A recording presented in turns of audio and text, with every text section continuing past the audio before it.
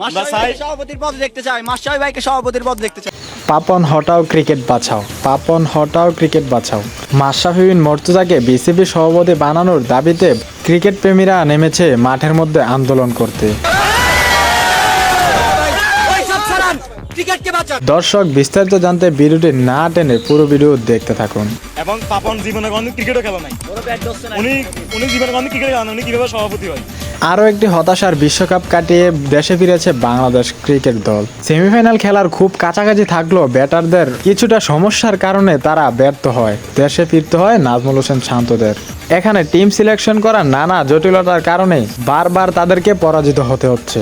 এ কারণে ক্রিকেটারের পাশাপাশি কাজ করিয়ে দাঁড় করানো হচ্ছে বিসিবির সভাপতি নাজমুল হাসান পাপনকে। কেননা দীর্ঘদিন ধরে বিসিবির সভাপতি থাকার কারণেও ঠিকমতো নিজের দায়িত্ব পালন করতে পারছে না, সেটা এখন তুলে ধরেছে একদল ক্রিকেটার ভক্ত প্রেমিকরা।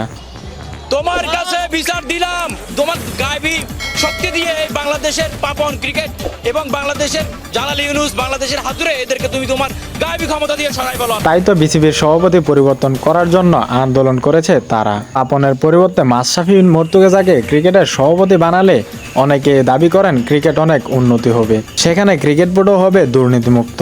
তো দর্শক, আপনি কি চান পাপনের জায়গায় মাশরাফি বিন মুর্তজা আসুক? তা অবশ্যই আমাদের এই ভিডিওর কমেন্ট বক্সে আপনার মূল্যবান কমেন্ট করে জানিয়ে দিবেন।